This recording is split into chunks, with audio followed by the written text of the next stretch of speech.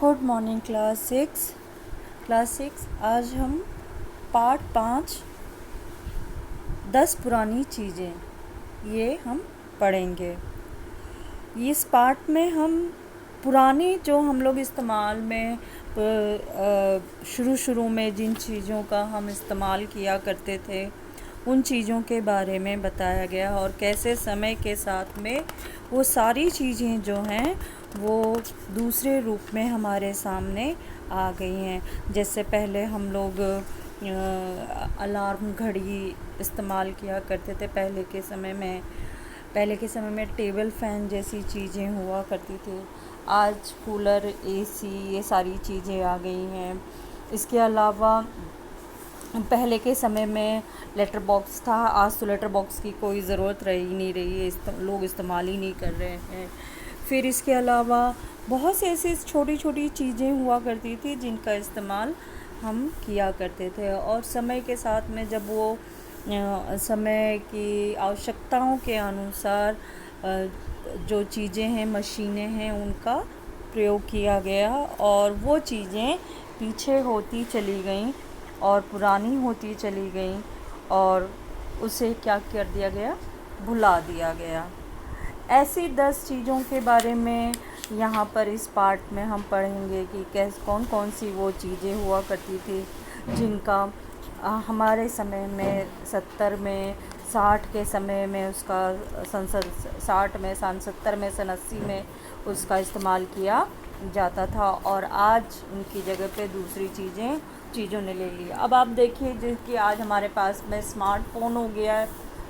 उससे पहले हमारे पास कीपैड वाला मोबाइल होता था और वो भी एक बड़ा आकर्षक उस समय 90s की शुरुआत में, 1990 की शुरुआत में, 1990 की शुरुआत में वो चीज़ें हम लोगों के लिए बहुत अवेलेबल हुआ करती थी कि वो मोबाइल है उनके पास में, उसकी बहुत वैल्यू थी, लोग उसको बहुत ध्यान देते। आज उस कीपैड वाले मोबाइल को कोई नहीं पूछता है। आज सब स्मार्टफोन की तरफ देखते हैं। और पहले कंप्यूटर था तो कंप्यूटर से स्क्रीन वाला आया, फिर उसके बाद में लैपटॉप आ गया, टैब आ गया। तो ये अब तो लोग हम अपने हाथों में भी अपने मोबाइल को ऑन कर सकते हैं, अपने टेबल पे हम ऑन कर सकते हैं। इस तरह की टेक्नोलॉजी जो हैं वो इतनी बढ़ गई हैं और ये समय के साथ ये सारी चीज़ें धीरे धीरे करके एकदम पुरानी हो जाएंगी और इनको कोई पूछने वाला नहीं है। आज हम इस पार्ट में ऐसे ही कुछ पढ़ेंगे। तो इस पार्ट की जो लेखिका हैं वो हैं शशि सबलोग। ये ख़ास तौर से बाल पत्रिकाओं में या बच्चों के लिए जो पत्रिकाएं वगैरह होती हैं, चकमक है, इसमें ये अपनी कहानियाँ और बच्चों के लिए ज्ञानवर्धक बातें लिखा करती हैं। तो इन्हीं की इस पर हम इनके विचार पढ़ते हैं कि लेखिका को कैसे वो 10 पुरानी चीज़ें याद आती हैं। इतवार मुझे अच्छा लगता है, शायद इसलिए कि इसमें और दिनों जैसी जल्दबाजी नहीं होती। ऑब्वियसली अब तो संडे जो है, इतवार का दिन जो है छुट्टी का, वो हमारे लिए सबसे ज़्यादा इत्मीनान का दिन होता है, क्योंकि और दिनों की तरह सुबह उठना, ब्रश करना, नहाना, पूजा करना, ना ब्रेकफास्ट लेना, लंच पैक करना, बैग देखना, जूते पहनना, स्कूल के लिए भागना, स्कूल से पढ़ के, पिट के, डांट खा के घर आना, फिर जल्दी जल्दी खाना खाना, फिर ट्यूशन का टाइम हो जाता है। इस तरह से हमारा एक रूटीन भागते रहने का ही रूटीन होता है। इतवार का दिन बड़े इत्मीनान का होता है क्योंकि उस दिन कुछ नहीं करना होता है और जी चाहता भी नहीं है कि उस दिन हम कुछ करें। यह बात अभी अभी गए रविवार की है। अखबार के साथ आने वाली मैगज़ीन को खोलते ही मेरी नज़र मोटे मोटे अक्षरों में लिखी इबारत पर ठहर गई।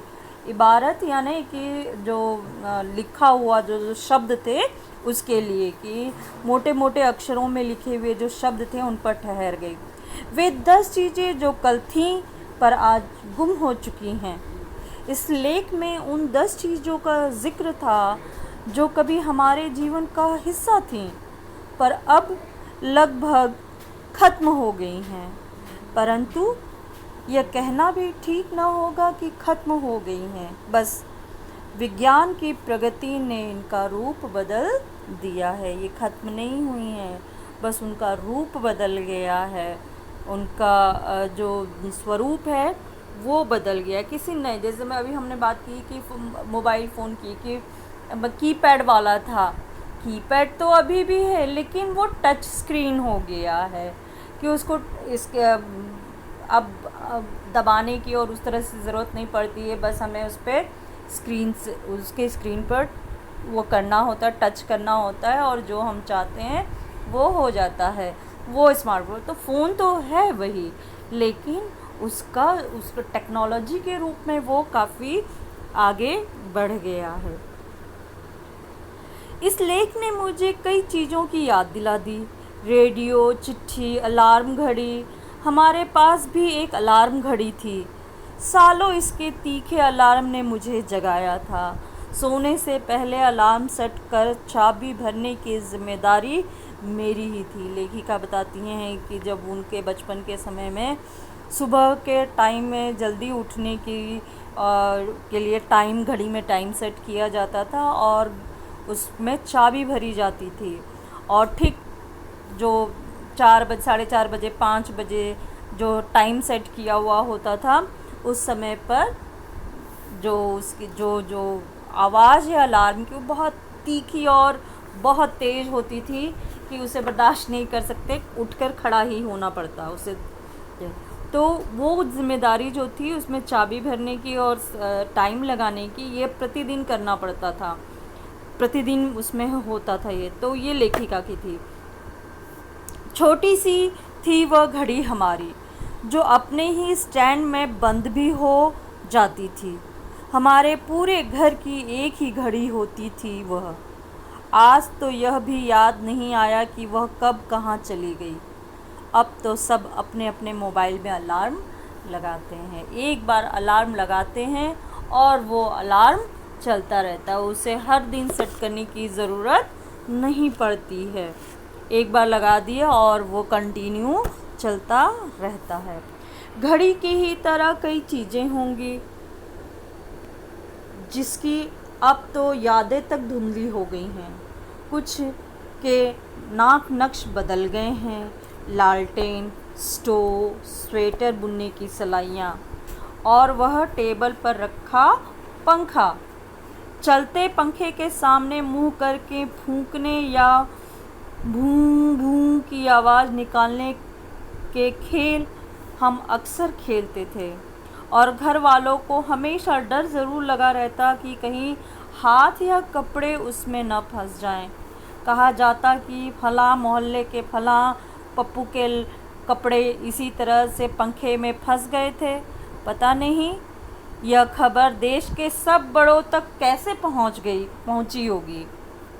उस समय बिजली पंखे के स्विच भी तो आज के स्विच से कितने अलग होते थे। वो ब्लैक कलर का होता था, काले रंग का, जिसको ठुक ठुक वो हुआ करता था। अब तो देखने को भी नसीब नहीं होता है कि वो कैसे काले मोटे दबाव तो ज़ोर से खट सुनाई देती थी। शायद इसलिए ही उन्हें लोग खटके कहा करते होंगे। मैं अपने घर की ट्रंक या पेटी को कैसे भूल सकती हूँ। चारपाई के नीचे रखा काला ट्रंक जिस पर हर वक्त ताला लगा रहता था। बावर्ची फिल्म देखी है आपने, राजेश खन्ना और जया भादुड़ी की? उसमें भी एक ऐसा ही बड़ा सा ताला लगा ट्रंक चारपाई के नीचे रखा रहता था। अंत तक सस्पेंस बना रहता कि उसमें क्या है। पर हमारे घर का ट्रंक कभी कभी खुला करता था। जब खुलता हम सब भाई बहन उसे घेर कर बैठ जाते। उसकी तो याद तक से फिनाइल की गंध आ जाती है। करीने से रखे कपड़े, माँ की शादी का सूट भी सबसे पहले मैंने उसी ट्रंक में देखा था। हम पहन पहन कर देखते, माँ डांटती भी और हंसती भी जाती। बातों का एक सिलसिला सा चल निकलता। माँ के बचपन से बड़े होने तक की बातें, स्कूल की, मेले ठेलों की, उनकी शादी की, हमारे बचपन की, ट्रंक नहीं जैसे कोई टाइम मशीन थी।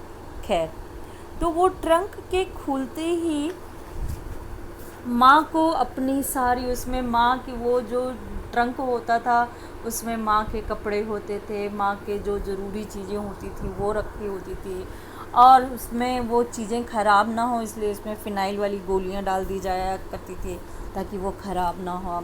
और उसमें एक से एक सुंदर सुंदर कढ़ाई के कढ़ाई किए हुए टेबल क्लॉथ है, कभी कभी तकिए का गिलाफ है, कभी रुमाल निकलते थे। हमारी माँ के भी से ऐसे निकलते थे, उनकी बनारसी साड़ी निकली तो इस तरह से, और उसको पहन पहन कर देखते, और उसमें जो फ़िनाइल की खुशबू थी उसे हम भी बिल्कुल उसी तरह जैसे लेखिका कह रही हैं उसी तरह से सुनते हैं। और फिर सब लोग माँ की शादी की बात की, कैसे उनकी शादी हुई, किस तरह से उनका जीवन हुआ, कैसे उनके बच्चे जो थे वो बचपन में क्या करते थे। तो इस तरह से वो एक केवल ट्रंक नहीं था बल्कि एक जीवन की खुशबू थी, उसमें यादों की खुशबू थी जो हर समय महकाती थी। कभी भी जब भी खुलता था तो साथ में सिर्फ ट्रंक ही नहीं खुलता था, माँ के जीवन की वो सुंदर लम्हे खुला करते थे। उनके जीवन में उनकी माता के, उनकी पढ़ाई लिखाई के, उनके स्कूल के दिनों के, वो अपने स्कूल कैसे जाया करती थी, कैसे सहेली बनाया करती थी, कैसे वो एग्ज़ाम दिया करते थे, फिर कैसे उनकी शादी हुई और कैसे फिर उन्होंने घर को संभाला, और फिर अपने बच्चों की बातें कि वो बचपन में कैसी हरकतें किया करते थे, कैसे बोलते थे, तो एक बहुत सुंदर सा एक यादें जो होती थी जो मन को हमेशा प्रसन्न करती रहती। तो सिर्फ ट्रंक नहीं खुलता था, उसमें पुरानी यादें खुला करती थी। ठीक है बच्चों, तो अगला हिस्सा जो है वो हम अगले वीडियो में आपको करके देंगे। तब तक अपना ख्याल रखें।